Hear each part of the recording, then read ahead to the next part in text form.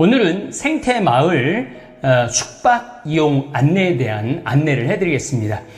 평창 생태마을은 여기가 1생태마을입니다. 2생태마을은 잠비아에 있습니다. 잠비아가 2생태마을입니다. 그 다음에 문경이 제3생태마을입니다.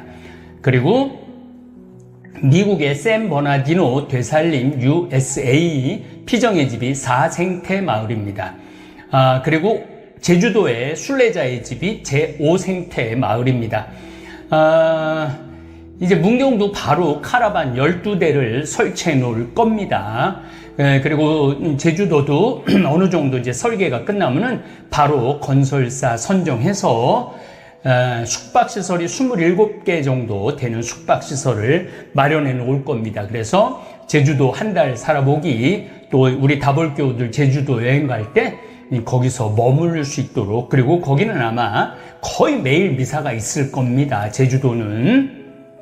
그래서 여러분들 이거 5개 생태마을을 마음껏 이용하시라고 말씀을 드립니다. 잠비아도 제가 보기에는 3개월, 6개월, 1년 가 있으신 분들이 굉장히 보람을 많이 느끼시더라고요. 거기서 25년 이상 산 수녀님들도 있고, 우리 신부들도 거기서 5년 살고, 저도 한 11년 정도 잠비아를 왔다 갔다 하고 있는데, 많은 생각을 하게 해요. 하느님의 신비, 하느님이 만들어 놓은 지구, 이게 얼마나 넓고 신비한지 볼 수 있습니다.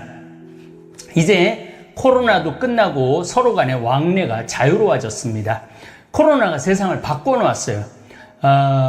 사람 간의 관계 단절도 많이 생겼어요. 그리고 유튜브로, 인터넷으로 자기 방에서 혼자 있는 시간이 많아졌어요. 그리고 신앙생활을 그만둔 사람들이 너무나 많습니다. 저도 어렸을 때 주일미사를 걸으면은 벼락 맞는 줄 알았어요. 신앙생활 안 하면 벼락 맞는 줄 아신 분들이 많았을 텐데, 강제로 성당에 못 오게 하니까, 특별히 65세 이상인가 70세 이상은 아예 못 오게 한 적이 있었죠. 그러니까 핑계결에 성당에 발길 주지 않고 성당 안 나가는 것이 습관이 되어 냉담으로 들어선 분들이 많습니다. 더욱이 요즘 80살이 넘고 90이 가까우신 분들은 걸음걸이도 힘들고 기억력도 가물가물하고 주일인지 평일인지 구분도 잘 안 되시는 분들도 주일 지키지 않는 경우가 많습니다. 또 누가 태워주지 않으면 주일미사 가는 게 쉽지가 않죠. 제가 30년 전부터 이제 100세 시대가 올 거라고 그렇게 목이 터져라 강의를 했는데, 이제 바로 100세 시대가 왔습니다. 우리 집에 어머니도 92세세요. 요즘 조금 넘어지고 이래갖고 건강이 좀 안 좋긴 하세요. 그래도 이제 제가 며칠 전에 찾아뵀을 때 아들이 온다고 4시간 목욕을 했대. 4시간 목욕을 하고 또 옷도 2번인가 3번 갈아입으셨대요. 예쁘게 아들한테 보이려고. 그날 요것도 좀 드시고 저것도 드시고 거의 안 일어나셨는데, 그날도 일어나서 걷기도 하시고 그랬어요. 마음 같으면 정말 매일 찾아가서 뵙고 싶은데 그게 잘 안 되네요. 자식에게 재산 주지 말고 본인이나 100살까지 자식 기대 안 하고, 기대지 않고 건강하게 사는 것이 자식 사랑하는 길이라 말씀드렸습니다. 요 내용은 제가 요양원을 가느냐, 요양병원을 가느냐, 병원에 누워서 똥오줌을 싸느냐, 치매에 걸리느냐, 이런 많은 복잡한 문제들이 있어요. 근데 정신만 똑바로 차리면은 요양원도 안 가도 되고 요양병원에 안 가도 됩니다. 지금 우리 어머니가 지금 우리 집에, 어머니 집에 지금 계세요. 물론 이제 누나하고 아들들이 지극정성으로 모시고 아예 본인 집은 안 있고 어머니 집에 와서 24시간 같이 잠을 자는 아들도 있어요. 어머니가 그러시더라고요. 효자 아들이 있어서 피곤하다고 참 행복한 소리를 하신 거죠. 밥도 입에다 떠 넣어드리고 그러는데 아직까지는 우리 어머니가 아픈 데는 없으세요. 그게 자식 사랑하는 길인 것 같아요. 이제 70 넘으신 분들 또 65세 많이 은퇴를 하니까 집에 있지 마시고 생태마을을 많이 이용해 주시기 바랍니다. 움직여야 돼요. 죽을 때까지 움직여야 돼요. 아무리 힘들어도 평창의 숙박시설 예약이 가능합니다. 최대한 2박 3일 사용하도록 변경하겠습니다. 2박 3일, 3박 4일까지 한 번 오시면은 또 여기 오래 있는 게 좋으니까 이거 좀 해보도록 하겠습니다. 황토방도 있고 황토집도 있고 걷기 불편하신 분들은 이곳 본관을 이용할 수 있도록 하겠습니다. 뭐 이렇게 계단도 안 내려가고 그냥 평지만 하는 방들을 쓸 수 있도록 해드리겠습니다. 그래서 여기 오셔서 이제 조금만 이제 우리 이제 직원 기숙사는 영월해져서 여긴 다 방이 벼요. 그래서 여러분들 이곳에 많이 오시기 바랍니다. 집에 계시지 말고 공기 좋은 평창, 문경, 제주도를 적극 이용해 주시기 바랍니다. 물론 미국에 있는 우리 할머니들도 샌버나디노 되살림 USA 피정집 많이 이용해 주시기 바랍니다. 제주도도 3박 4일까지 이용할 수 있습니다. 숙박비는 무료입니다. 다만 식대는 끼니마다 10,000원을 받습니다. 10,000원이라도 후회 안 하실 겁니다. 완전 유기농 식단입니다. 숙박시설 이용하는 데는 순서가 있습니다. 이제 5개가 있으니까 웬만하면은 다 이용할 수 있을 거예요. 여러분들 마음만 먹으면은 되살림 회원이 1순위입니다. 1순위. 다볼사이버 성당 오랫동안 활동하신 분 2순위입니다. 그리고 청국장 가루 많이 구매하신 분들 역시 우선입니다. 잠비아에 우물 파고 학교 짓는데 또 지금 간호대학도 짓고 여러 가지 저를 후원해 주신 분들도 우선입니다. 이거 우리가 기록이 다 돼 있어서 뭐 그렇게 큰 걱정 없어요. 다볼사이버 성당 교우들이 어느새 43만 1,000명이나 됐어요. 곧 있으면 43만 2,000명 될 것 같아요. 그래서 강릉, 속초, 제주도에도 숙박시설을 마련해 놓았습니다. 벌써 12월 달까지 숙박 예약이 거의 다 찼고 이용하신 분들 만족도가 굉장히 높더라고요. 그래도 빈날이 많으니까 생태마을에 연락하셔서 강릉이든 속초든 제주도 날짜 잘 예약해 보시기 바랍니다. 그리고 뭐 돈 그렇게 많이 안 들 거예요. 숙박비 무료고 또 뭐 거기 먹을 거 싸갖고 가면 돼요. 집에 있는 거. 그리고 뭐 바닷가도 가보니까 또 회도 해산물도 먹어보는 것도 괜찮죠. 되살림 회원들, 다볼사이버 성당 교우님들 이런 이야기가 있죠. 아끼다 똥 된다. 그냥 뭐 70에 80에 불안해갖고 제가 노인연금 박근혜 대통령 때 시작했습니다. 그때 5만 원 나왔을 때 제가 여러분들 5만 원 다 쓰라고 조금 있으면 올라갈 거라고 지금은 40만 원 32만 원 부부가 받으면 32만 원 혼자 받으면 40만 원 정도 나와요. 그러니까 그때 뭐 지금도 나오면은 그냥 그달 다 맛있는 거 사 먹고 그게 돈 아끼는 길이에요. 청국장 가루 한 달 3만 원, 2포 먹으면 6만 원인데 그거 먹으면 병원에 안 가요. 병원에 요양원도 안 가고 요양병원도 안 가고 이렇게 묶여 있지도 않아요. 이 이야기는 돈만 아끼라는 이야기가 아닙니다. 시간도 흘려보내버리면 아무 의미 없이 흘려보내버리면 똥 인생이 됩니다. 나이 먹었다고 늙었다고 다리에 힘이 없다고 안 움직이면 80살서부터 100살까지 무려 20년이라는 세월을 흘려보내는 것입니다. 뭐 제가 얼마나 살지 모르겠지만은 이제 제가 60이 돼가니까 만약에 100살까지 산다면은 아직도 40년 남는 거죠. 어마어마하게 많은 시간이 남아있는 겁니다. 움직일 수 있을 때까지 움직이셔야 합니다. 걸어도 100년, 누워도 100년입니다. 그냥 100년 사는 거, 누워서 100년 사는 것보다는 걸으면서 100년 사는 게 좋죠. 그냥 100살까지 살 거면 걷다 죽어야 합니다. 그래서 걷다 지쳐서 죽어야 합니다. 요즘 김형석 연세대 석자 교수님은 104세이십니다. 그래도 걸어 다니면서 활동까지 하십니다. 정말로 멋진 인생을 살고 계시죠. 제가 100살도 이제 넘어서서 110살까지 사는 인생이 곧 올 거라고 그랬는데 우리 세대는 아마 110살까지 사는 세대가 꽤 많을 거예요. 우리 다보올 사이버 성당 교우들 모두 걸어서 100년을 사는 멋진 분들 되시길 바랍니다. 저는 앞으로 여러분들이 공기 좋은 데서 놀이 삼아 제5생태 마을까지 마음껏 이용해 주시기를 바랍니다.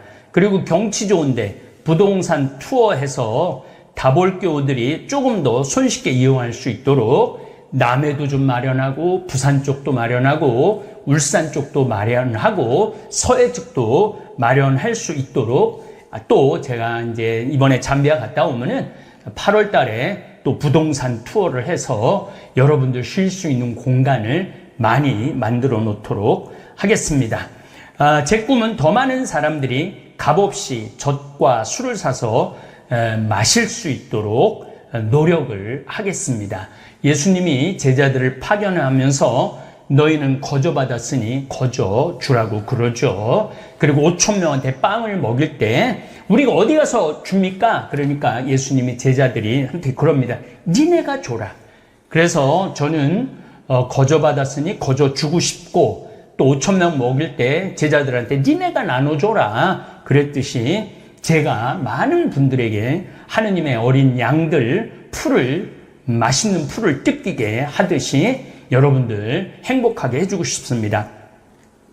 많은 분들이 그 많은 생태마을을 운영하고 숙박비도 안 받고 직원들 월급을 주느냐고 이번에도 내일 모레 이제 우리 직원들 월급 주는데 이번에 상반기 너무 열심히 일해갖고 기본 월급에 특별 보너스 200만 원을 더 줍니다. 그래서 아마 이번에 직원들은 500에서 1000만 원 받는 직원들이 꽤 많을 겁니다. 그 월급을 어떻게 주느냐고 걱정하는 분들이 많으신데 걱정하지 않으셔도 됩니다. 첫 번째로 대살림 후원회원님들이 27년 동안 저를 도와 생태마을 5개가 탄생한 것입니다. 그리고 매일매일 늘어요. 우리 대살림 후원회원들이 하루에 5명, 어떤 날은 10명, 이게 아무것도 아닌 것 같지만은 엄청납니다. 대살림 USA 후원회원도 있습니다. 지금 한 400명 늘었는데 거기도 지금 이제 시작한 지 1년밖에 안 됐기 때문에 저는 27년 동안 13,000명을 모았으니까 아마 샌버나디노도 시간이 지나면은 후원회원들이 1,000명, 2,000명 될 거예요. 그러면은 거기도 운영하는데 아무 문제가 없습니다. 그리고 앞으로 어떻게 될지 모르겠지만 더 가난한 나라에 더 많은 농장을 만들어 그들 배를 굶기지 않게 하고 싶어요. 배부르게 먹고 최소한의 인간의 권리를 찾을 수 있도록 점점 범위를 넓혀 갈 계획입니다. 또 이번에 잠비아 에코카사리아에 태양광 발전소를 세울 계획입니다. 여러분들이 주주가 되어 주시면 지구 가열화, 이제는 지구 온난화라는 단어는 끝났고 영어로 글로벌 보일링이라고 그래요. 보일러를 뗀다 이거예요. 보일러. 이제 끓는 거죠. 끓는 단계에 왔습니다. 이제 탈석유, 탈석탄 시대를 만들지 않으면은 우리 자손들에게 아름다운 지구는커녕 지옥 지구를 물려줄 것입니다.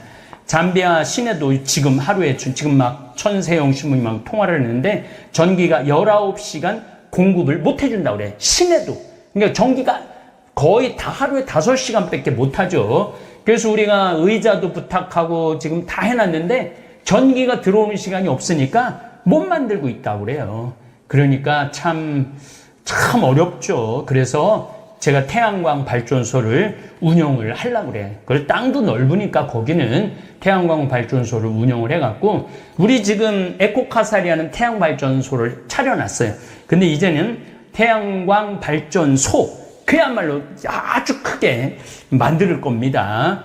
두 번째로 생태마을 운영하는 자금은 청국장 가루, 찌개용 청국장, 된장, 간장, 고추장과 소소하지만 각종 농산물 판매 금액이 꽤 많이 들어옵니다.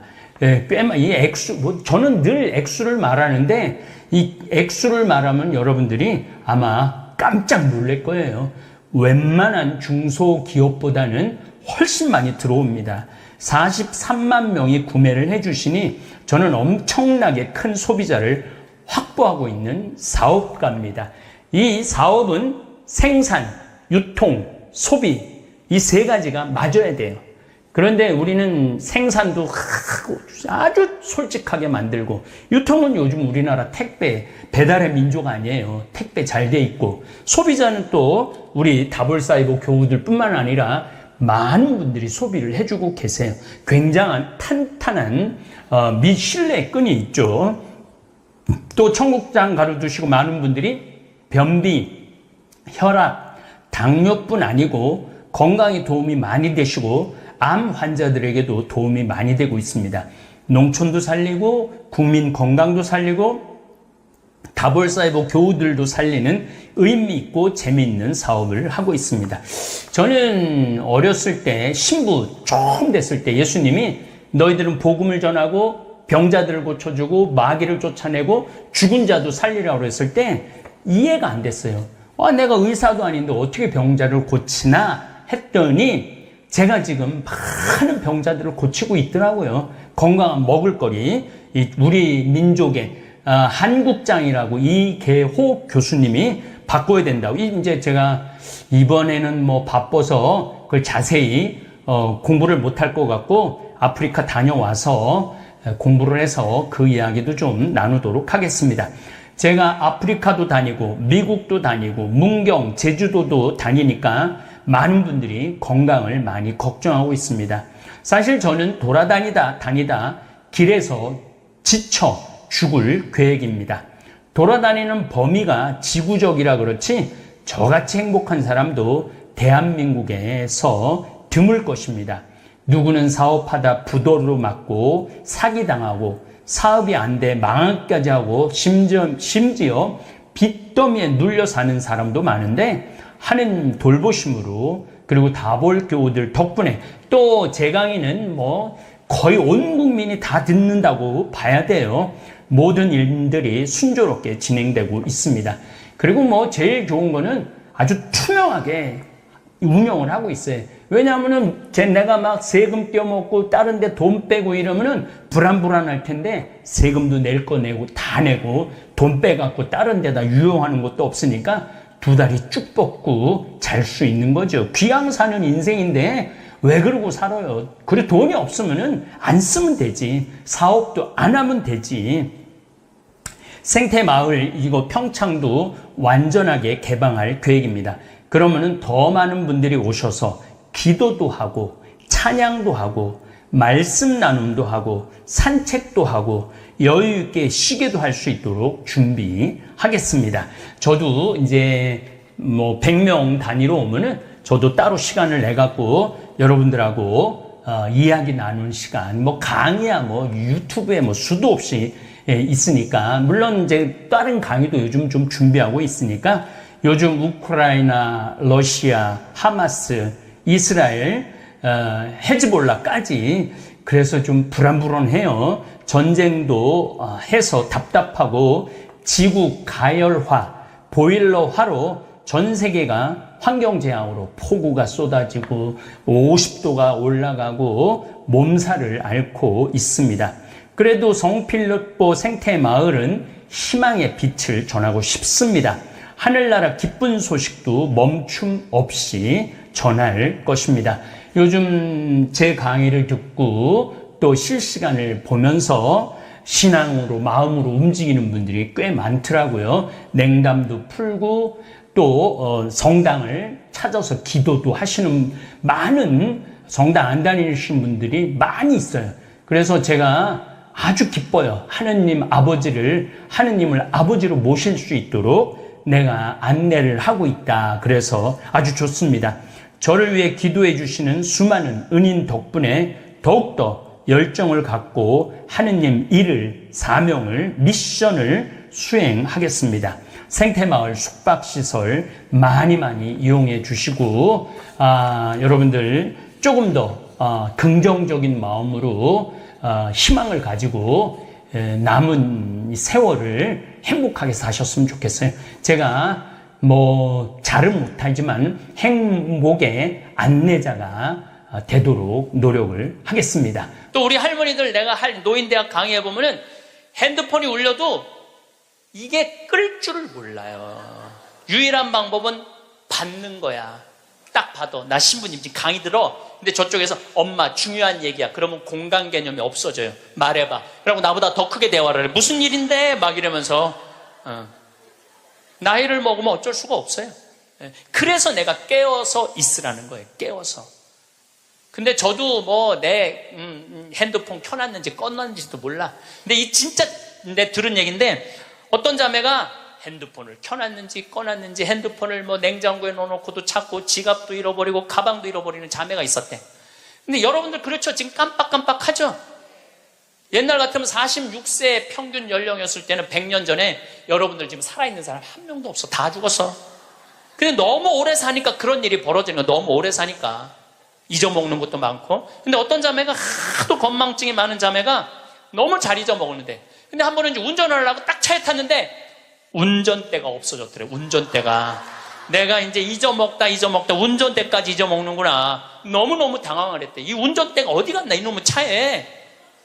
한참을 찾고 정신을 차려보니까 앞문으로 타야 되는데 뒷문으로 탄 거야. 뒷문으로 타갖고 거기서 운전대를 찾고 앉아있어요. 이게 앞문인지 뒷문인지도 모르고서 참 이게 너무 오래 살아서 그래. 너무 오래 살아서. 되게 공부 못하는 애들이 성격이 좋은 애들이에요. 초등학교 때 공부 못하는 애들 봐요. 다 성격 좋은 애들이에요. 내일이 시험인데도 느긋한 애들, 근심 걱정 없는 애들. 그런데 내일 시험인데도 느긋하게 컴퓨터 게임하고 텔레비 보고 있으면은 엄마가 느닷없이 이렇게 말합니다. 내가 너 같은 거 낳고 좋다고 미역국 끓여 먹은 내가 미친년이다. 초등학교 4학년 애가 엄마가 왜 나를 낳고 미역국 먹었다고 미쳤다고 그러지? 이때부터 삐뚤어지기 시작하는 거예요. 그리고 되게 성격 좋고 공부 못하는 애들이요, 성적에 신경을 안 써요. 확인도 안 해. 성적 확인은 누구만 하냐면 엄마만 하는 거예요. 엄마만. 걔는 시험을 잘 봤는지 못 봤는지도 몰라. 성적표도 그냥 갖다 주고. 그럼 행복하게 밥을 먹고. 또 성격 좋은 애들이 밥을 또 잘 먹어요. 밥을 막 행복하게 먹고 있는데 성적 받아본 엄마가 애한테 또 한마디예요. 이 성적 받고 밥이 목구멍으로 넘어가냐? 너 그렇게 해서 어떻게 세상 살라고 그러느냐? 너 독하게 마음 먹고 살아야 된다. 그래서 애들이 점점 독해지는 거예요. 독해져갖고 그렇게 1년 후배 여학생을 그렇게 두들겨 패는 거예요. 이거는 애들의 문제가 아니에요. 대한민국의 어른들의 문제예요. 오늘도 황창현 신부님의 말씀을 통해 행복한 노후를 위한 해안을 얻어가시길 바랍니다. 황창현 신부님의 행복특강 바로 시작하겠습니다. 우리는 출세해야지 행복하다고 생각하고, 돈이 많아야지 행복하다고 생각하고, 공부를 잘해야지 행복하다고 생각을 하는데, 제 생각에는 오히려 출세 안 하는 게 행복하고, 돈 적은 게 행복하고, 공부 못하는 게 행복할 수 있어요. 생각을 좀 바꾸세요. 우리 집에 조카 손녀가 태어났어요. 이제 3살 됐는데 그 아이랑 같이 시간을 보내면은 그야말로 너무너무 재밌어요. 또 우리 누나가 만나면은 그렇게 주책스럽지 않은 여잔데 요즘 만나면은 손녀 얘기밖에 안 해요. 손녀가 말한 거, 행동한 거, 또 우리 그 로사는 그 뱀을 참 좋아해요. 살아있는 뱀을 3살짜리가 목을 막 감고 막 뱀 만지고 도마뱀 만지고 아주 특이한 애. 그렇게 뱀을 좋아해. 만지는 걸 참 좋아하고. 그래서 이제 그 아이가 하는 행동, 3살짜리인데 무슨 주사를 맞으러 가는데 의사 선생님한테 그랬대. 나는 씩씩해서 안 운다고, 선생님. 나는 안 운다고. 근데 대개는 이제 그러고도 우는데 얘는 주사를 딱 놨는데도 하나도 안 울고 딱 맞고 난 다음에 내가 안 운다고 그러지 않았느냐고. 너무너무 아이가 참 재밌고 정말 신비하죠. 그리고 그 할머니, 할아버지, 엄마, 아빠 또 나조차도 그 아이를 만나면 너무너무 즐거워요. 여러분들도 자식을 키울 때 그런 즐거움이 있었을 거예요. 근데 언제부터 원수가 되기 시작하냐면은 공부를 하면서부터 원수가 되기 시작해. 공부를 하면서부터. 그냥 그렇게 이쁘고 귀엽고 즐겁게 뱀만 주고 그냥 쭉 자라면은 걔하고 원수 될 일이 없을 거예요. 근데 공부를 시키는 순간부터 애한테 스트레스를 주는 거예요. 독해지라고. 너 그렇게 순해서는 안 된다고. 그러니까 애들한테 스트레스를 주기 시작하는 거예요. 제가 9월 10일 날 한국에 들어왔는데 처음 접한 소식이 뭐였느냐면 부산에서 9월 1일 날 여중생 15살짜리 총 7명이 14살짜리 1년 어린 여동생을 2시간 동안 때린 거예요. 이건 때린 정도가 아니야. 알루미늄 의자로 애를 내리치고 벽돌로 머리를 치고 소주병으로 얼굴, 눈을 가격을 하고 심지어는 담뱃불로 등어리를 찢기까지. 그래서 머리를 3바늘을 꼬매고 입안에도 3군데가 찢어져 갖고 3번. 그 사진을 보니까 애가 눈을 뜰 수가 없어. 너무 맞아갖고 눈을 뜰 수가 없어. 그것도 남자의 애들도 아니고 여자아이인데 그것도 15살. 이 15살이라면은 16살. 여기 16살을 뭐라고 그러냐면 이팔 청춘이라고 그러잖아요. 이팔이 16 해갖고 이팔 청춘이라고 그러잖아요. 그러면 이 16살짜리 여자아이들은 로미오와 줄리엣이 16살이었어요. 춘향이가 16이었어요. 심청이는 15살이고 성모님이 16살이었어요. 가장 여자가 아름다운 나이가 16이에요. 가장 순수하고 깨끗한 나이의 아이가 16이에요. 그리고 제일 예쁠 때가 16이라고 그래요. 사람이 제일 여자가 제일 예쁠 때가 16이라고 그래요. 그래서 이렇게 보면은 중학교 3학년, 고등학교 1학년 아이들을 보면 정말 꽃 같은 아이들 많아요. 너무너무 예쁜 아이들이 많아. 그런데 그런 여자아이들이, 이거는 깡패 중에 상깡패도 할 수 없는 일을, 그 판사님이 재판하면서 그랬잖아요. 개, 돼지도 이렇게 때리지 않는다고. 개, 돼지도 이렇게 때리지 않는다고. 그런데 그 여학생들이 그렇게 아이를, 그리고 인터넷에 올리고 자랑을 하고. 근데 내가 보기에는 그 아이들이 그렇게 된 거는 그 아이들 책임이 아니에요. 대한민국의 어른들 책임이에요. 대한민국 어른들 책임이에요. 어른들이 그렇게 키운 거예요. 어른들이 이렇게 가르친 거예요. 대한민국의 교육제도가 그렇게 된 거예요. 우리는 교육을 하는 거는 공부를 가르친다고 생각하는데 여러분들, 교육은 공부를 가르치는 게 아니에요. 학교는 공부를 가르치는 데가 아니에요. 학교는 사랑을 가르치고 양보를 가르치고 협동을 가르치고 노래를 가르치고, 근데 우리는 1등을 골라내고 명문대를 보내고 특목고를 보내고 그게 교육이라고 생각하고 있는 이 대한민국이 만들어낸 슬픔이라는 거예요. 대한민국이. 이건 누구의 책임도 아니고 우리 모두의 책임이야. 그냥 애들은 애들답게 키워야 되는데 학교 2시, 3시에 끝나고 나면은 학원을 전전긍긍하면서 밤 10시에 집에 들어오니 얘네들이 스트레스가 극에 달할 거 아니에요. 또 공부 못하면 사람도 취급을 안 하잖아. 사람이라고. 부탄의 교육부 장관이 그 주간에 한국을 방문해서, 부탄 국민 행복지수 1위 나라예요. 그런데 이 교육부 장관이 정말로 대한민국 사람들한테 기가 막힌 얘기를 하고 갔어요. 부탄은 학교를 1등을 골라내는 곳이 아니라고 생각한다. 우리 교육은 아이들이 학교 와서 행복하고 즐겁게 놀고 사랑하고 양보하고 배려하고 질서를 가르치는 걸 우리는 교육의 목표로 생각한다. 근데 우리는 하버드 대학을 보내야 되고 서울대학을 보내야 되잖아요. 내가 그 얘기를 하니까 우리 후배 신부들하고 한 달에 한 번 모임이 있는데 후배 신부 하나가 그러더라고요. 신부님, 그 말 들어보니까 그래요. 어떤 아이가 엄마가 하버드대 그래갖고 애가 하버드대를 딱 합격하고 난 다음에 엄마한테 엄마 원하는 하버드대 갔어. 나 찾지 마. 그리고 사라졌대요. 아직까지 안 나타났대요. 아이가. 그러니까 하버드 대학은 누가 가고 싶었던 거야? 엄마가 가고 싶었던 거예요. 애가 가고 싶은 건 아니에요. 우리가 지금 뭔가 교육을 잘못하는 거죠. 여러분들 정말로 공부 못하면 불행할까요?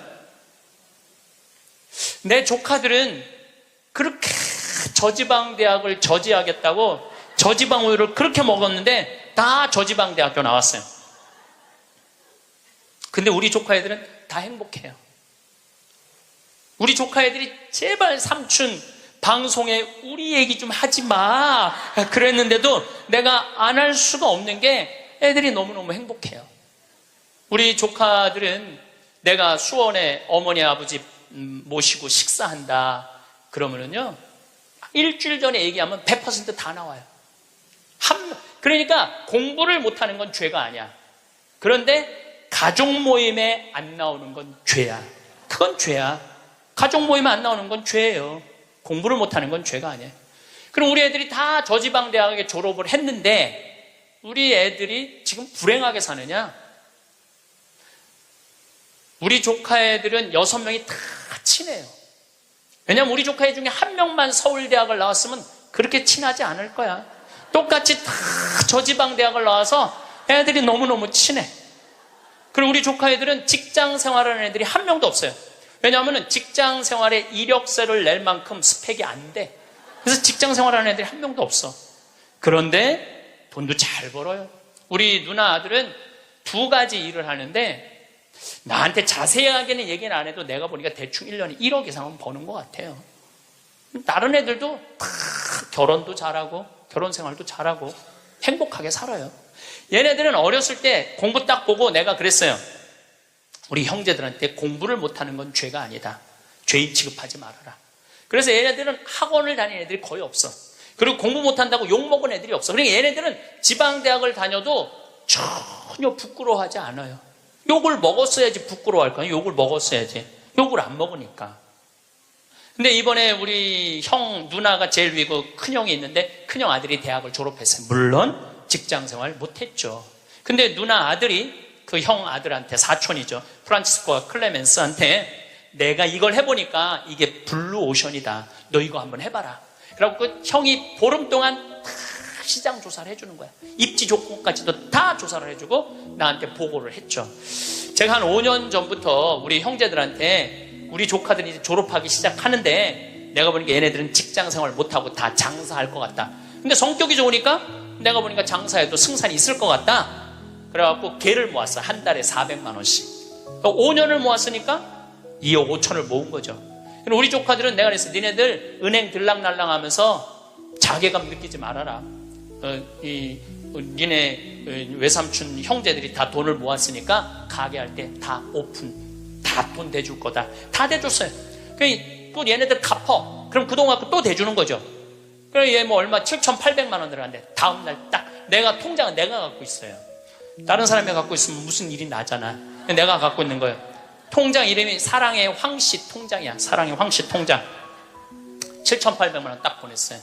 졸업하자마자 2월 20 며칠 날 오픈을 했는데 한 달 딱 지나고 났는데 보고가 들어왔는데 한 달 동안 다 제하고 번 돈이 650만 원이래. 그때 또 할머니들이 그 종목이 뭐냐고 이렇게 물어보는 분들이 있어요. 자, 거기에 내가 한마디 할게요. 행복한 애가 가게를 하면은 돈을 벌어요. 불행한 애가 가게를 하면은요 망하게 돼 있어요. 종목이 문제가 아니에요.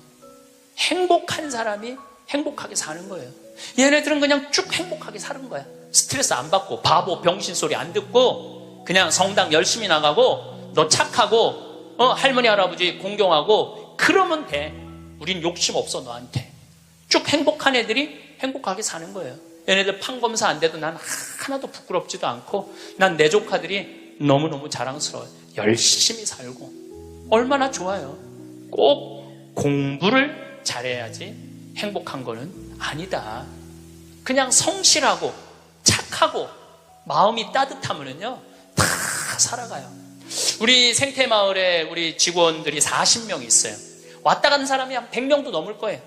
근데 제가 내린 결론은 행복하게 자란 애가 직장생활도 잘한다야. 과거에 뭐 술을 먹거나 컴퓨터 게임에 걸렸거나 우울증에 걸렸거나 조울증에 걸렸거나 대인 기피증에 걸린 애들은 아무리 내 강의를 듣고 싶으면 우리 애 좀 맡아주세요. 내가 많이 맡았어요. 정말로 수십 명도 더 데리고 있었어. 근데 그런 이력이 있는 애들은 결국은 직장생활을 못 하더라고요. 그런 이력이 있는 애들은 결국은 안 돼. 그러니까 결국은 애를 만들어내는 건 주위 사람이 아니야. 부모가 아이를 얼마나 아끼고 사랑하느냐, 이게 중요한 거예요. 공부가 중요한 게 아니고 출세가 중요한 게 아니고 이 세상에 와서 행복한 게 중요해요. 행복한 게. 제가 이번에 애틀란타에 가서 한 집에 하루 딱 머무르고 그 다음에 호텔에서 머물렀는데, 내가 너무너무 사람들을 많이 만나니까 그 집 주인 자매하고 형제가 신부님 좀 편안하게 하루 아무도 안 만나게 해드린다. 그래갖고 아무도 그 집엔 오겠다는 분들이 많았는데 초대를 안 했어. 대신 아들이 하나 있는데, 아들이 미국에서 두 번째로 좋은 테크 유니버시티, 그러니까 기술 대학교인데 4학년이래. 근데 아들한테 전화를 한 거야. 우리 집에 신부님 오셨으니까 너 와서 저녁 먹고 가라, 기숙사에서. 근데 내가 1시에 이제 좀 씻고 좀 방에서 누워서 쉬고 있는데 얘가 3시에 왔어. 3시에. 3시에 와서 엄마하고 두런두런 얘기하면서 엄마 음식 준비하는 걸 다 옆에서 돕더라고요. 고기도 굽고. 6시에 밥을 먹는데 아이가 너무너무 얼굴에 순해. 아주 너무너무 순하고 깨끗하고. 근데 밥을 먹고 이야기를 두런두런하고 밥 먹고 난 다음에 끝났는데 10시까지 나하고 얘기를 하는 거예요. 색소폰을 연주를 기가 막히게 하는데 자기 연주한 것도 다 보여줘가면서 밤 10시가 되니까 엄마가 너 이제 기숙사 가라고 10시에 집에 가더라고, 학교를. 내가 여러분들 집에 갔어. 여러분들 자녀 중에 서울대학 법대 다니는 애가 있어. 근데 내가 여러분들 집에 방문했어. 5분 신부님 오니까 너 우리 집에 와서 저녁 식사해라. 그러면 와서 3시부터 밤 10시까지 식사 같이 할 자식이 얼마나 있을까요? 내가 보기에는 거의 없어요. 왜냐하면 내가 본당 신부 때 가정 방문하면은 방에 있는데도 나오는 애가 거의 없어요. 자기 공부한다고. 아니, 본당 신부님이 가정 방문을 했는데 방에 있는데도 안 나와. 이게 지금 대한민국의 교육의 현실이에요.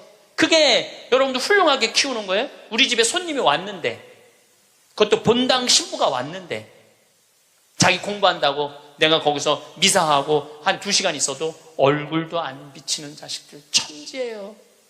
그러니까 우리는 뭔가 지금 잘못하고 있는 거예요. 또 잊지 못하는 애가 또 하나 있어. 세크라멘토에 강의를 갔었는데 총회장님 집에서 제가 머물렀어요. 밤 10시에 강의가 끝나고 저녁에 갔는데 그 집 아들이 대학교 4학년이었어요. 그런데 이제 총회장이 치과 의사라 이렇게 게스트하우스가 따로 있더라고요. 근데 거기서 이제 와인을 한 잔 먹고 이 얘기 저 얘기 했는데 1시 반까지 얘가 내 앞에서 시중을 들더라고요. 또 내가 물어봤어요. 야, 너 내일 학교 가야 된다며 왜 방에 안 들어가냐? 우리 집에 손님 왔는데 내가 어떻게 들어가서 자느냐? 나 그걸 아직도 잊지 않아요. 그리고 내가 신부님 잠자리, 게스트하우스에 신부님 잠자리까지 봐줘야 되겠다는 거예요. 세크라멘토가 굉장히 덥거든요. 내 이불까지 봐주고 에어컨 온도까지 다 하고 나 침대에 눕는 거 보고 가더라고요. 근데 내가 왜 이 얘기를 하느냐면은 얘가 이제 대학원, 그러니까 의대는 보통 4학년 학부 끝나고 의대를 가거든요. 치대를 갔어. 라스베가스에 있는 치대를 갔는데 아버지가 굉장히 서울 치대 나와갖고 굉장히 돈을 많이 버는 분이에요. 근데 치대를 가서 얘는 군의관으로 지원을 했어. 군의관으로 지원을 하면 의대가 1년에 학비가 1억이래요. 그 학비를 국가에서 다 대줘. 그 용돈도 다 내줘. 야, 너 아버지 돈 많은데 아버지한테 돈 달라고 그러지 왜 네가 군의관까지 지원을 하느냐? 근데 또 그 아이가 또 잊지 못하는 말을 했어요. 내가 왜 엄마 아빠의 미래를 빼앗아야 되느냐고. 자기가 아버지 돈 쓰면 엄마 아빠 나 얼마든지 할 수 있는데, 우리나라 명문대학교 애들은 엄마 아빠가 언제까지 살았으면 좋겠냐, 60살까지 살았으면 좋겠다고, 자기 뒷바라지하고 죽었으면 좋겠다고. 이게 지금 대한민국이 교육을 잘못하고 있는 거예요. 크게. 난 내 강의 때 핸드폰 올려도 한 번도 신경질을 부린 적이 없어. 한 번도. 이것도 다 이해가 되더라고. 내 나이만 돼도 네 바지에서 올리는지 내 바지에서 올리는지도 몰라. 예. 어쨌거든 이 친구가 한국에 평창에 와갖고 내가 또 장어도 사줬어요. 근데 이미 벌써 치대를 졸업하고 한국에 와서 용산에서 근무를 하고 이제 돌아가서 의사를 개업을 했다고 그래요. 내가 외국에 이렇게 다니면 경쟁이 없는 나라 애들이요 부드러워요, 따뜻해요. 경쟁이 없는. 근데 경쟁이 있는 데를 가보면요 너무너무 살벌해요. 근데 대한민국은 나라 전체를 경쟁으로 만들어 놨잖아요. 그냥 나라가 살벌한 거예요. 나라가. 또 이 프랑크푸르트에 유럽에 강의를 갔는데 그 가족들도 내가 잊지 못해. 내가 프랑크푸르트 주교자 성당에 가서 미사를 좀 봉헌하고 싶다 그러니까 엄마가 이 독일어가 유창하지 않았던 거죠. 아들하고 딸한테 연락을 하더라고. 딸은 학교 선생님, 아들은 법대인지 의대를 다니는데 신부님 안내 좀 하라고. 두 아이가 나와서 나를 안내를 하는데 기가 막히게 안내를 하더라고요. 그리고 너무너무 음식도 잘 시키고 하나하나 설명을 해주는데, 대한민국에서 여러분들 내가 명동에 가갖고 좀 명동 구경 좀 하고 싶으면 여러분들 자녀 중에 신부님 좀 안내 좀 하라고 그러면 여러분들 아들 중에 엄마가 가서 해. 내가 가서 해.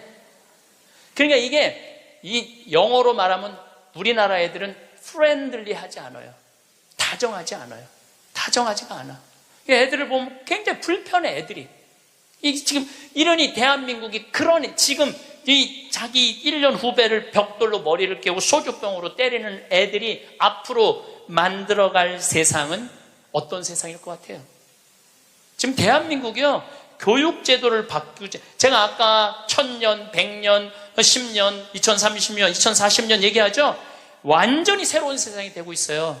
지금 공부 잘한다고 좋은 세상 끝났어요. 행복한 사람이 많아야지 행복한 나라가 되는 거예요. 그러니까 여러분들 행복한 나라를 가꿔야 돼. 행복한 나라를. 나는 자연인이다 라는 프로 어때? 보셔요? 산에 가갖고 그분들 아마 사업 망하고 건강 해치고 이런 분들이에요. 근데 그분들 물론 선택해서 가는 거겠지. 이 방송사에서 조금 조작도 있을 거예요. 그렇지만은 제가 보기에는 그 나는 자연인이다 그분들은 명예도 재산도 권력도 돈도 없는 사람들이야. 근데 그 사람들 행복해 보여? 안 행복해 보여? 행복해 보이죠? 국회의원들 지금 그 사람들 여러분 보면 행복해 보여? 안 행복해 보여? 그러니까 우리는 행복의 기준이 바뀌어야 돼. 신부님 말씀대로 성주순례도 가고 맛있는 것도 사 먹고 다 했는데 돈 다 썼는데 그때도 안 죽고 주머니에 돈 한 푼 없으면 어떻게 해요? 그때는 여러분들 어떻게 하면 되느냐면 집에 가만히 앉아 있으면 돼요. 그때는. 근데 문제는 뭐가 문제냐면은 나중에 쓰려고 지금 가만히 있는 분들이 많아요. 나중에 쓰려고. 근데 내가 이렇게 얼굴을 보니까 돈 쓸 수 있는 마지막 얼굴들이야. 나중에 어디서 나중에. 지금 안 쓰면은 나중에는 더 못 써요. 지금 안 쓰면 나중에 더 못 써요. 그러니까 지금 쓰세요. 성주순례도 가고, 한국도 지난 목요일 날 우리 직원들 데리고 민둥산에를 갔었어요. 정선에. 너무너무 잘 해놨어. 내가 전 세계를 다니면서 대한민국처럼 등산 잘할 수 있도록 꾸며놓은 나라도 없어요. 대한민국처럼 등산을 할 수 있도록 꾸며놓은 나라도 없어요. 또 그거 끝나고 난 다음에 정선의 레일 바이크라는 걸 우리 직원들 40명하고 탔어요. 이야, 신나더라고요. 우리나라도 다닐 때가 너무너무 많아요. 그리고 여러분들이, 제가 한 10년 전에 할머니들이 용돈이 5만 원 나올 때가 있었어요. 내가 그때 할머니들한테 뭐라고 그러냐면 5만 원 다 닦아 써라. 조금 있으면 10만 원 나올 거니까. 10만 원 올랐죠? 다 닦아 써라. 조금 있으면 20만 원 나올 거다. 지금 20만 원 나오죠? 다 닦아 쓰세요. 5년 후에는 최소한 60만 원, 70만 원 나와요. 5년 후에는 내가 자신 있게 얘기할 수 있어요. 그리고 그렇게 가야 되고, 그렇게 가야 돼. 그래야지 여러분들도 행복하게 살 거 아니야. 재물은요, 내가 나눌 때 의미가 있는 거예요. 나 혼자 이걸 가지고 나 돈 많다고 자랑하는 건 아무 의미가 없어요. 그래서 인생은 여러분들, 이제는 여러분들이 자아 완성이라는 큰 숙제가 남아있어요. 이제 뭐 출세할 것도 아니고, 판사 될 것도 아니고, 검사 될 것도 아니고, 국회의원 될 것도 아니고, 대통령 될 것도 아니잖아요. 그건 또 중요한 것도 아니고, 가장 중요한 거는 내가 이 세상을 충만하게 살아가고 행복하게 살아가고 확신을 가지고 살아가는 게 중요한 거예요. 그러려면 자아 안성을 하기 위해서 뭐가 필요하냐면 깨달음이 필요한 거예요. 깨달음. 깨달으려고 여기 나온 거 아니에요? 그렇죠? 오늘 많이 깨달았죠? 여러분들은 내가 봐도 훌륭한 분들이야. 훌륭한 분들이야. 예. 여러분들 정말 훌륭한 분들이에요. 여러분들 같은 마음이 많은 분들이 있으면 대한민국은 행복해요. 제가 사제로 살면서 처음에는 몰랐어요. 사제가 얼마나 위대한 일을 할 수 있는 사람인가를 몰랐어요. 그냥 신부 강론하고 미사하는 건 줄만 알았어요. 근데 지난번에 우리 평화방송에서 성서 황창현 신부와 함께 따라는 성경 여행 있죠? 예, 그거를 하면서 12번을 강의를 해서 총 24시간이지만 한 번 강의할 때마다 내가 한 사람씩 고쳐준다고 그랬어요. 병원에서. 왜냐하면 예수님 성서를 묵상하면 전부 병 고치는 거야. 여기 오신 분들도 아마 아픈 것 때문에 고통스러운 분들 많을 거예요. 그리고 이게 빨리 치유되기를 간절하게 바라는 분들 많을 거야. 근데 문제는 나는 말씀의 은사는 받았는데 치유의 은사를 못 받았어요. 난 진짜 치유의 은사가 없는 것 같아.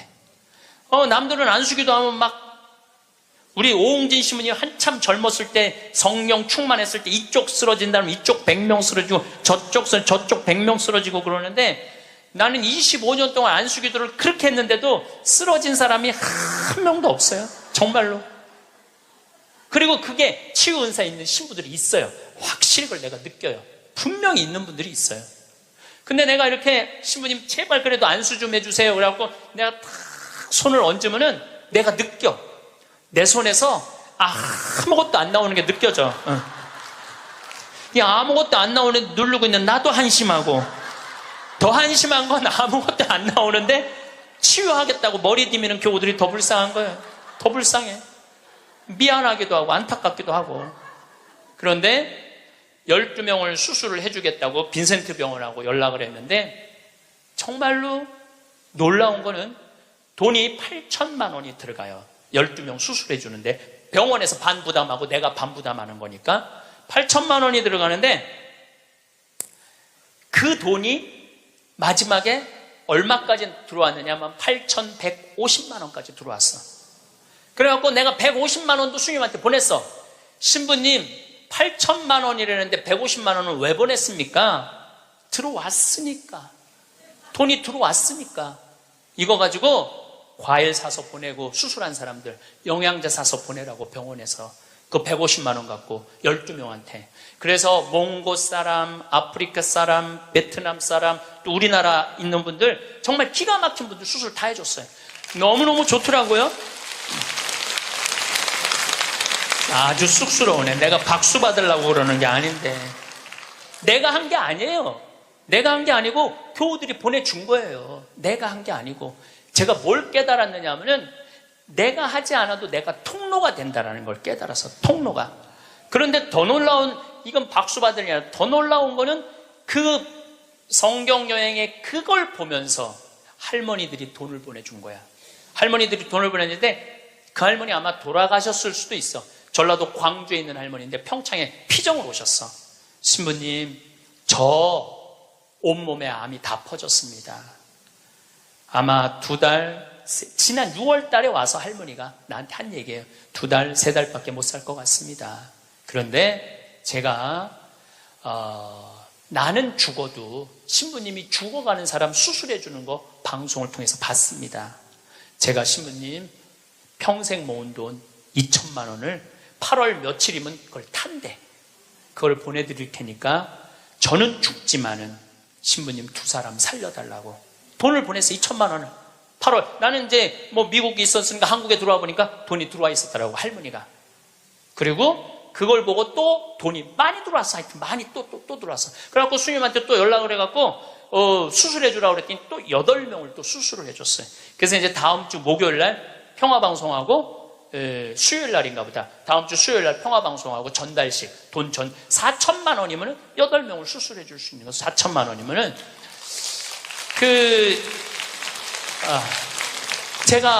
저는 한 푼도 안 냈어요. 저한테 박수 치지 마세요. 저는 한 푼도 안 냈어요. 근데 제가 뭘 깨달았느냐 하면은, 내가 좋은 지향을 가지고 저는 이런 일을 하고 싶습니다. 이렇게 도와주고 싶습니다. 내 이 지향을 가지고 살면은 하느님이, 그리고 하느님을 사랑하고 하느님 나라를 사랑하는 교우들이 도와주는구나. 그러니까 내가 심부름의 역할은 할 수 있는 거 아니냐. 그런 걸 깨달으니까 이제 어려운 데를 찾아서 도와주게 되더라고요. 근데 놀라운 거는 이제 얼마 전에는 외방선교에서 필리핀 바기오라는 곳에서 이상원 배다라는 젊은 신부가 10년 동안 거기 농민들을 위해서 살았대. 유통 시스템을 하고 싶대. 냉동차가 있으면은 마닐라로 그 농사진 걸 보낼 수 있대. 그래서 또 그것도 또 5천만 원을 도와줬어요. 근데 내 돈으로 도와주는 게 아니에요. 도와주라고 보내주는 분들이 너무너무 많은 거야. 그래서 아마 다음 달에는 내가 이제 동영상을 여러분들 보면은 기가 막힐 거예요. 아프리카 잠비아에 지금 이루어지고 있는 일들을 보면은 기가 막힐 거예요. 그래서 여러분들도 내가 왜 사는지 그걸 깨달아야 돼. 내가 왜 사는 이유가 있을 거 아니에요. 그냥 살아?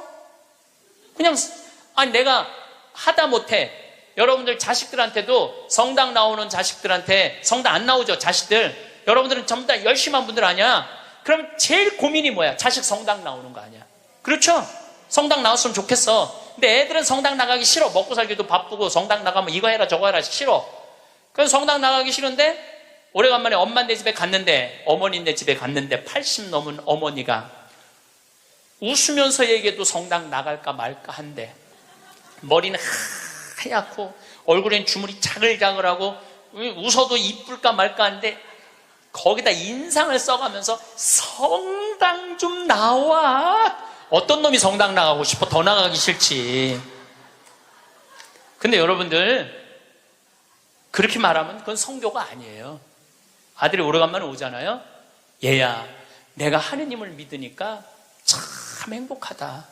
내가 지난번에 삼성산 성제 가고 신부님 강의를 들었는데 출세하는 거 그거 부러울 큰 없다고 그러더라.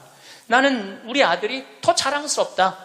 나는 너를 보면은 너무 자식 하나 잘 얻었다고 생각한다. 나는 하느님한테 너무너무 감사하고 내가 사는 게 너무너무 기쁘다. 한마디 또 해서 신부님이 나를 얼굴을 보니 돈 쓸 수 있는 마지막 기회라고 그러더라. 그래서 내가 지난번에 냉면 가서 사 먹었는데 오장동에 가서 냉면 사면 너무 맛있더라. 나는 하느님 믿어서 너무너무 행복하다. 그리고 여러분들이 돌아가셔서 세상을 떠났어. 난 천당 갈 거다. 아들이 먹고 살기 힘들고 사는 게 지칠 때 엄마 생각하겠죠.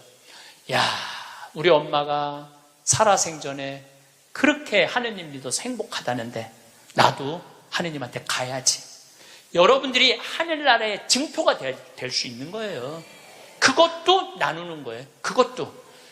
저는 물을 볼 줄 알아요. 밑에 또 물 봐달라고 그러는 사람 또 있으면 안 되는데, 운물, 그러니까 대수층에 한 20m, 30m의 물을 봐요.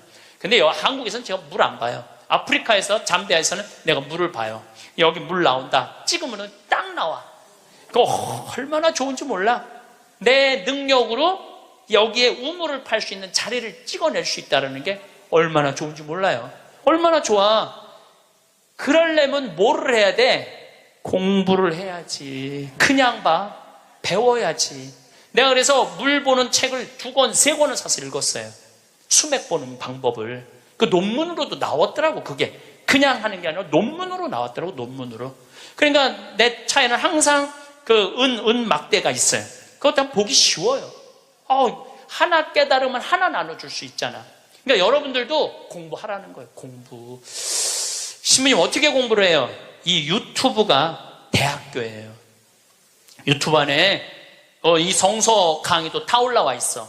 그리고 요즘 4차 산업에 대해서 기가 막히게 교수들이 해놨더라고요. 그러니까 여러분들 공부하세요.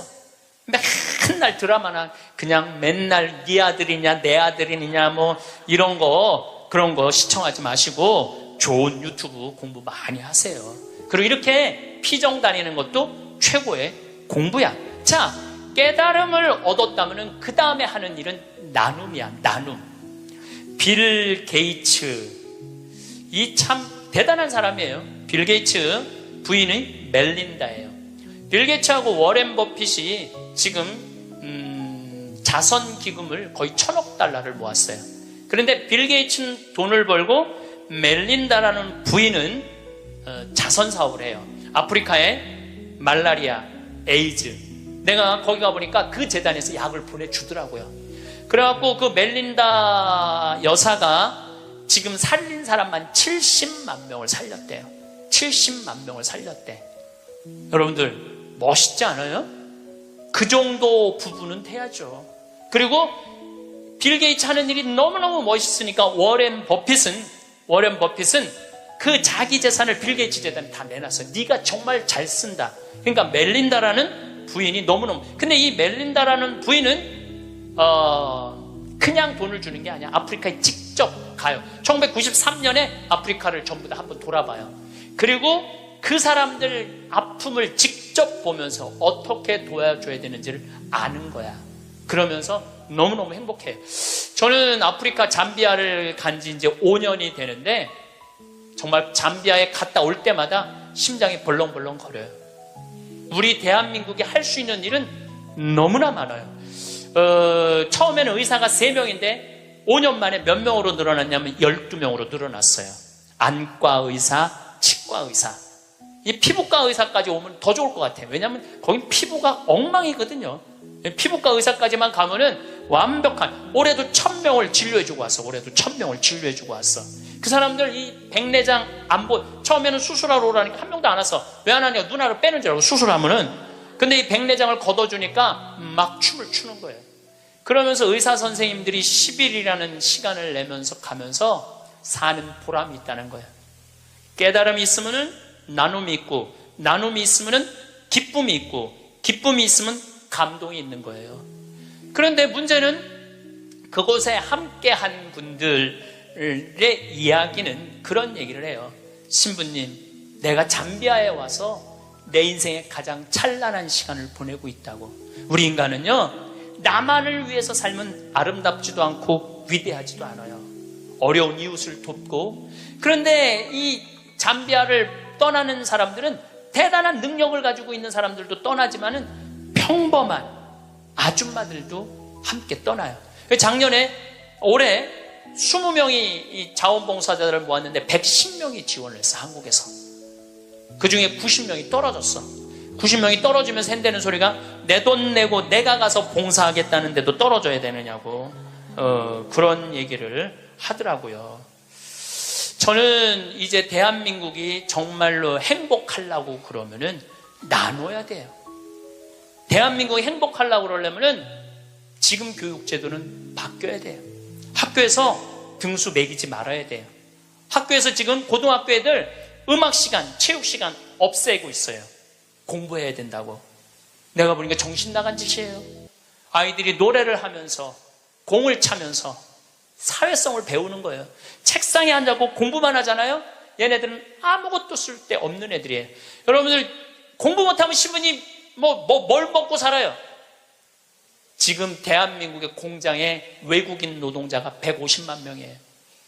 우리 형님도 공장을 운영하는데 외국인도 한 달에 240만 원을 줘야 된대요. 그러면은 내가 펜대 굴릴 생각 안 하고 몸으로 해갖고 여러분들 지금 공장에 가면은 천지가 돈 200~300만 원 다 받아요. 근데 우리는 뭐만 배웠어? 공부만 배웠고 출세만 배웠고 최고 높은 자리에 올라가는 것만 배웠어. 공장에서 일하는 건 용납을 할 수가 없는 거야. 자존심 상해서. 그래서 명문대학교 나온 애들 50%가 취직이 안 된 애들이 집에서 놀고 있는 거야. 누구 거 빼먹고 살아? 엄마 아빠 미래를 빼먹고 살고 있는 거예요. 엄마 아빠 미래를. 근데 이게 왜 그러냐면 대한민국이 잘못 키워서 그래요. 잘못 키워서. 몸으로 사는 거는 결코 나쁜 게 아니에요. 몸으로 사는 것처럼 솔직하고 정직한 게 없는 거예요. 그래서 여러분들도 정말 애들을 공부로 가르치지 말고 사람을 가르치는 교육을 저는 했으면 참 좋을 것 같아요. 이제 다음 달에는 제가 마지막으로 이렇게 살았으면 어떻게 죽어야 되느냐. 이 죽는 것도 큰 숙제예요. 여러분들 최고의 숙제가 뭔지 알아요? 잘 죽는 거예요. 잘 죽는 거. 내년 2월 달부터 사전 의료 의향 지향서. 그러니까 나는 사전 연명 의료 그거를 이제 나는 이제 죽을 때 연명 치료 안 한다. 그게 법으로 통과됐어요. 법으로 통과가 되었고 내년 2월 달부터는 나는 암에 걸렸다. 그러면은 더 이상 치료 원하지 않는다. 말기 암. 더 이상 치료 원하지 않고 심폐소생술 안 한다. 여러분들 80살 넘어갖고 심폐소생술 하면 어떻게 돼요? 갈비뼈 다 부러져요. 왜 죽어가면서 갈비뼈 부러뜨려가면서 죽어야 돼? 그냥 편안하게 죽으면 되지. 그러니까 죽는 것도 큰 숙제야. 우리 아버지께서 지난 4월 10일 날 세상을 떠나셨어요. 근데 정말로 편안하게 보내드렸어요. 그리고 저는 아버지에 대한 그리움이 있지만 이제는 떠날 때가 돼서 떠나셨다라는 생각 들어요. 87세에 떠나셨으니까 그럼 뭐 그 정도면 됐죠. 여러분들 87세에 한 2달 고생하고 죽으면 행복하지 않아요? 그렇죠? 그래서 다음 시간에는 어떻게 하면 잘 죽을까 이 얘기를 나누도록 하겠습니다. 감사합니다. 성공한 사람들을 보면 크게 두 부류로 나뉘는 걸 알 수 있습니다. 하나는 자신이 성공했다고 여기저기 떠벌리고 다니는 사람들, 그리고 또 하나는 조용히 아무 말 없이 자기 삶을 사는 사람들입니다. 우리는 흔히 성공을 하면 자연스럽게 자랑하고 싶어질 거라고 생각하죠. 좋은 차를 사고 비싼 시계를 차고 SNS에 멋진 사진을 올리고 싶을 겁니다. 왜냐하면 그렇게 하면 남들이 나를 더 인정해 줄 거라고 믿으니까요. 하지만 현실은 그렇지 않습니다. 오히려 진짜 성공한 사람들은 그렇게 행동하지 않습니다. 왜냐하면 보여줄 필요가 없기 때문입니다. 돈이 많다고 높은 자리에 있다고 유명하다고 해서 굳이 그걸 드러낼 필요는 없습니다. 그걸 아는 사람들은 이미 알고 있고 모르는 사람들은 알 필요가 없죠. 그런데도 굳이나 성공했다고 떠드는 사람들이 있습니다. 그런 사람들은 왜 그럴까요? 간단합니다. 그 사람들은 사실 그렇게까지 성공한 게 아니기 때문입니다. 우리는 종종 SNS에서 성공한 사람들을 봅니다. 해외여행을 가고 고급 레스토랑에서 밥을 먹고 멋진 차를 타고 다니는 모습? 그런데 가만히 보면 그런 걸 보여주는 사람들은 언제나 뭔가를 팔고 있습니다. 강의를 팔든 자기 브랜드를 홍보하든 아니면 단순히 자기 자존감을 유지하려고 하든 간에 결국 목적이 있는 거죠. 진짜 부자들은 그렇게 하지 않습니다. 오히려 조용히 아무도 모르게 자기 일을 합니다. 왜냐하면 자랑해서 얻을 게 없기 때문입니다. 오히려 괜히 잘난 척했다가 사람들에게 이용당하거나 시기와 질투를 받거나 쓸데없는 오해를 사는 게 더 피곤합니다. 이건 단순한 돈 이야기가 아닙니다. 사회적인 성공을 이룬 사람들도 마찬가지입니다. 진짜 실력 있는 사람들은 자기 실력을 굳이 떠벌리지 않습니다. 왜냐하면 그럴 필요가 없으니까요. 자기 분야에서 최고라면 사람들이 먼저 알아서 찾아옵니다. 반대로 실력이 부족한 사람일수록 자기를 포장하려고 애씁니다. 우리가 흔히 듣는 말이 있죠. 빈수레가 요란하다. 이 말이 괜히 있는 게 아닙니다. 정말 내실이 있는 사람들은 굳이 시끄럽게 굴지 않습니다. 반대로 겉만 번지르르한 사람들은 자기가 얼마나 대단한지 떠들고 다닙니다. 이걸 좀 더 현실적인 예로 들어볼까요? 동창회에 나가면 꼭 이런 사람이 있습니다. 옛날에는 별거 아니었는데 갑자기 잘 됐다고 나타나서 자기가 얼마나 성공했는지 자랑하는 사람. 처음에는 다들 와, 대단하다 하고 들어주지만 시간이 지나면 어떨까요? 대부분 속으로 이렇게 생각할 겁니다. 저 사람 뭐 저렇게까지 티를 내? 결국 그런 사람은 점점 멀어지게 됩니다. 반면에 정말 성공한 사람들은 조용합니다. 굳이 자기가 어떻게 살고 있는지 설명하지 않죠. 그런 사람들은 오히려 주변에서 먼저 알아보고 자연스럽게 존경을 받습니다. 그게 진짜 성공입니다. 그럼 우리는 어떻게 해야 할까요? 내가 뭔가를 이루었을 때 굳이 남들에게 알릴 필요가 있을까요? 물론 가까운 사람들에게 좋은 소식을 전하는 건 좋습니다. 하지만 굳이 모든 사람들에게 나 이렇게 잘 살고 있어요 하고 알릴 필요는 없습니다. 그런 행동은 결국 나에게 득이 되지 않습니다. 성공이라는 건 원래 조용한 겁니다. 내가 잘 되고 있으면 주변 사람들이 자연스럽게 알게 됩니다. 굳이 내가 말하지 않아도 내 행동과 태도에서 묻어나오게 되어 있습니다. 그러니 굳이 보여주려고 애쓰지 마세요. 오히려 그게 더 진짜 성공한 사람의 태도입니다. 사람은 사회적 동물이라고 하잖아요. 혼자 살아갈 수 없고 결국 사람과의 관계 속에서 기쁨도 얻고 때로는 상처도 받습니다. 그런데 한 가지 생각해 볼 게 있어요. 우리가 정말 인간관계가 필요해서 맺고 있는 걸까요? 아니면 그냥 그래야 한다고 배워서 어쩔 수 없이 유지하고 있는 걸까요? 어릴 땐 친구 많으면 좋다고 하죠. 사회생활에서도 인맥이 중요하다는 말을 많이 합니다. 그런데 정작 주변을 보면요, 인간관계가 넓은 사람일수록 스트레스를 더 많이 받아요. 전화벨이 울릴 때마다 이번엔 또 무슨 부탁일까 싶고 단체 채팅방에서 메시지가 올 때마다 이걸 또 어떻게 대답해야 하나 고민하죠. 관계가 많아질수록 책임과 피로도 함께 늘어나는 겁니다. 어떤 사람들은 인간관계를 줄이면 외롭지 않겠냐고 해요. 그런데 가만히 생각해보면 진짜 외로움을 느끼는 순간이 언제인지 아세요? 오히려 불필요한 인간관계 속에 있을 때입니다. 같이 밥을 먹고 얘기를 나누는데도 뭔가 허전하고 대화가 컥 돌고 속마음을 나누지도 못할 때, 그럴 때 우리가 더 외롭다고 느끼죠. 그렇다고 당장 인간관계를 다 끊어버릴 순 없겠죠. 하지만 적어도 내가 정말 소중하게 여겨야 할 관계와 그냥 관성적으로 유지하는 관계는 구분할 필요가 있습니다. 예를 들어 매번 나한테 부탁만 하고 정작 내가 어려울 땐 연락 한 번 없는 사람. 내가 실수하면 뒷담화를 하면서 내 앞에서는 웃는 사람. 이런 관계를 굳이 계속 이어갈 이유가 있을까요? 가끔은 이런 경험도 있을 거예요.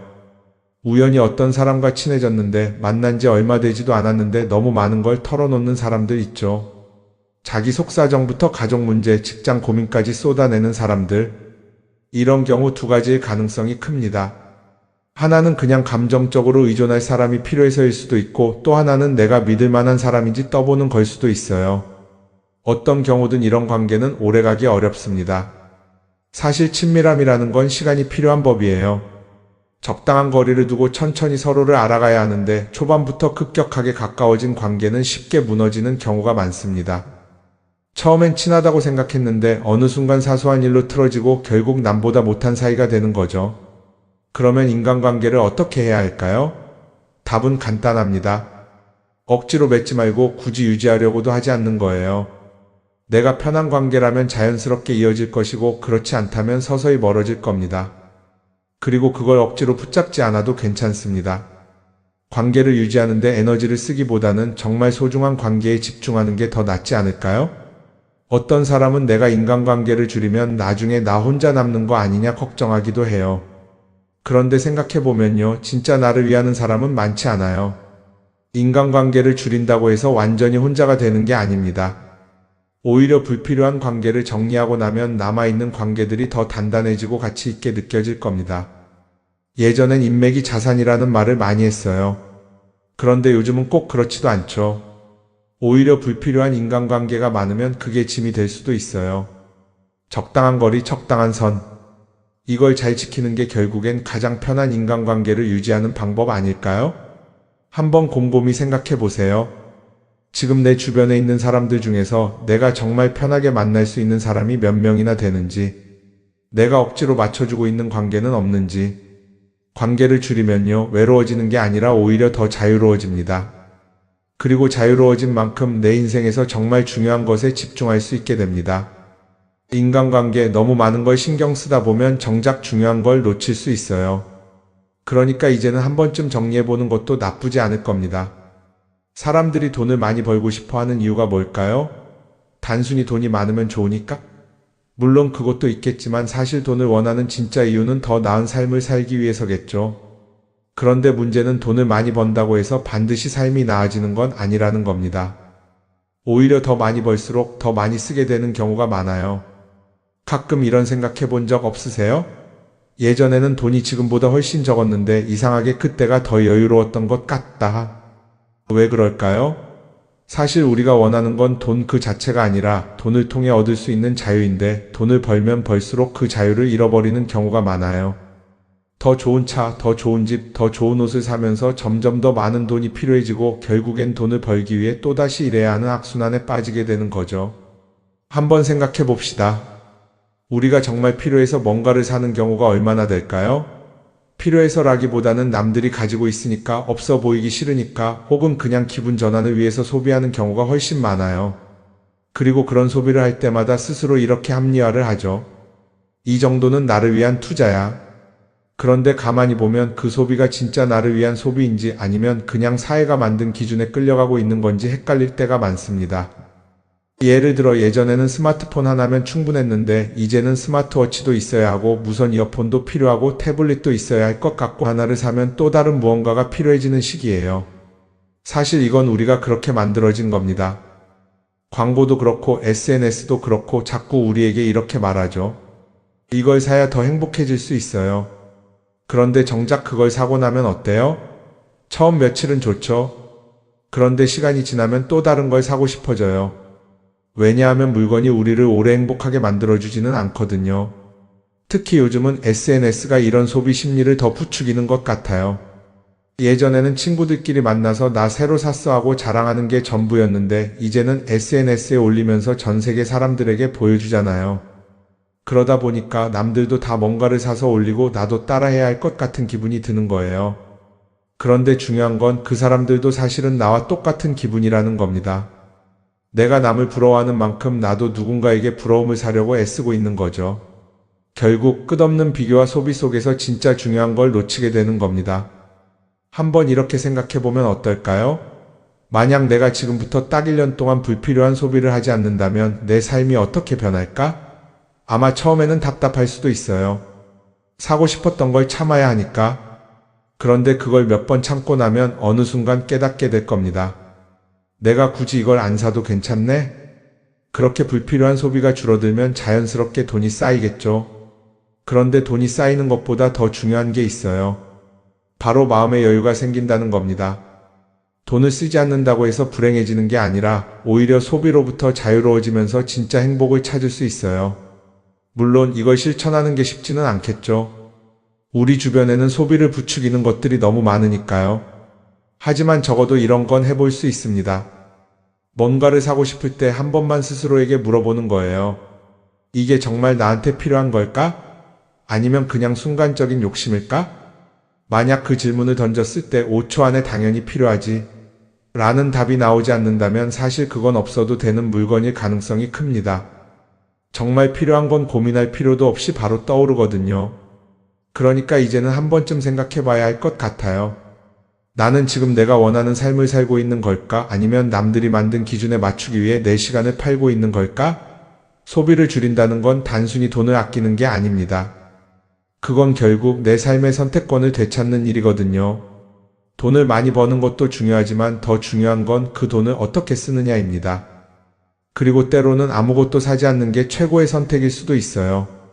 우리는 요즘 SNS 없이 사는 게 거의 불가능한 시대에 살고 있죠. 아침에 눈 뜨자마자 휴대폰을 확인하고 출근길에도 SNS를 보고 잠들기 전까지도 계속 들여다봅니다. 그러면서 남들이 어떻게 사는지 보고 나도 모르게 비교하게 되고 때로는 초조해지기도 하죠. SNS에 올라오는 사진들 한번 보세요. 맛집에서 멋진 음식을 먹고 해외여행을 다니고 좋은 옷을 입고 성공한 삶을 사는 사람들. 그런데 가만히 보면 이 사람들이 정말 행복해서 저런 사진을 올리는 걸까요? 아니면 그냥 행복해 보이고 싶은 걸까요? 실제로 SNS에 가장 많이 올라오는 사진이 뭔지 아세요? 남들이 부러워할 만한 순간들입니다. 집에서 편하게 쉬고 있는 모습이나 출근길에 지친 얼굴, 어제 먹다 남은 배달 음식 사진 같은 건 잘 안 올리죠. 대신 멋진 레스토랑, 명품 가방, 고급 호텔 같은 것들이 올라옵니다. 왜 그럴까요? 결국 SNS는 보여주기 위한 공간이기 때문입니다. 여기서 중요한 게 있어요. 우리가 SNS에서 보는 건 그 사람의 삶 전체가 아니라 편집된 일부 장면이라는 겁니다. SNS는 마치 한 편의 다큐멘터리나 영화처럼 잘 꾸며진 장면들만 보여줍니다. 그런데도 우리는 그걸 보면서 아, 저 사람은 나보다 더 행복하구나 하고 착각하죠.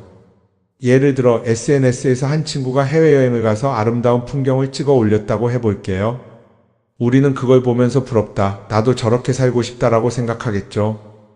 그런데 정작 그 친구는 사진을 찍고 나서도 일 때문에 스트레스를 받고 있을 수도 있고 여행 비용을 감당하느라 카드가 걱정을 하고 있을 수도 있습니다. 그 부분은 우리는 알 수가 없죠. 그런데 문제는 이렇게 남들과 비교하는 습관이 쌓이면 결국 내 삶이 초라하게 느껴진다는 겁니다. 원래는 그냥 조용히 살아도 괜찮았는데 SNS를 보고 나면 나만 뒤처지는 것 같고 뭔가를 더 해야 할 것 같고 괜히 불안해지죠. SNS는 기본적으로 사람들의 비교 심리를 자극합니다. 남들이 가진 걸 나도 갖고 싶게 만들고 남들이 하는 걸 나도 해야 할 것 같은 기분이 들게 만들죠. 그러다 보니 필요하지도 않은 걸 사게 되고 무리해서라도 화려한 곳에 가게 되고 남들에게 보여주기 위해 사는 삶을 살게 됩니다. 그럼 어떻게 해야 할까요? 사실 정답은 간단합니다. SNS에서 보이는 것들을 곧이곧대로 믿지 않는 것입니다. 그리고 더 중요한 건 남과 비교하는 걸 멈추는 것이에요. 어떤 사람이 비싼 차를 타고 다닌다고 해서 그 사람이 꼭 행복한 건 아닙니다. 좋은 차를 타고 다니지만 밤마다 사업 걱정에 잠 못 이루는 사람도 많아요. 반대로 대중교통을 이용하지만 마음 편하게 사는 사람도 있죠. 결국 행복은 보이는 것이 아니라 느끼는 것입니다. SNS를 덜 보면 덜 불행해진다는 연구 결과도 있어요. 하루 종일 남의 삶을 보면서 비교하는 시간을 줄이면 내 삶에 집중할 수 있는 시간이 많아지는 겁니다. SNS를 완전히 끊을 필요는 없지만 최소한 그 안에 있는 것들이 전부 진짜라고 생각하지 않는 태도는 필요합니다. 우리는 누구나 자신만의 속도로 살아가고 있어요. 남들은 남들대로 사는 거고 나는 나대로 살면 됩니다. SNS에서 남들의 화려한 모습을 볼 때마다 한 번쯤 이렇게 생각해 보세요. 이건 그 사람이 보여주고 싶은 삶일 뿐이다. 그러면 조금은 편해질 겁니다. 사람들은 다들 자기 인생을 살아간다고 생각하죠. 그런데 가만 보면 정말 자기 인생을 사는 사람이 얼마나 될까요? 많은 사람들이 사실은 남이 만들어 놓은 기준에 맞춰서 살고 있어요. 좋은 대학, 좋은 직장, 좋은 차, 좋은 집. 다들 이런 걸 목표로 삼지만 정작 내가 원하는 삶이 뭔지 깊이 생각해 본 적이 없는 경우가 많아요. 이건 어릴 때부터 교육받아온 방식과도 관련이 있어요. 우리는 어릴 때부터 이렇게 살아야 한다는 틀 안에서 자라죠. 공부 열심히 해서 좋은 성적을 받아야 하고 좋은 직장을 가져야 하고 결혼도 적당한 때에 해야 하고 마치 인생이 정해진 수순이라도 있는 것처럼요. 그러다 보니 나 스스로 정말 원하는 걸 고민하기보다는 그냥 남들이 정해놓은 목표를 따라가게 돼요. 그런데 이렇게 남의 기준에 맞춰서 살다 보면 어느 순간 공허함을 느끼게 됩니다. 이게 정말 내가 원했던 삶인가? 하는 의문이 들 때가 오죠. 어릴 땐 성적이 목표였고 사회에 나와서는 연봉이 목표였고 결혼하고 나서는 아이 교육이 목표였는데 그 목표를 이루고 나면 허무한 거예요. 계속 뭔가를 이루긴 했는데 정작 나는 어디에 있는지 모르겠는 거죠.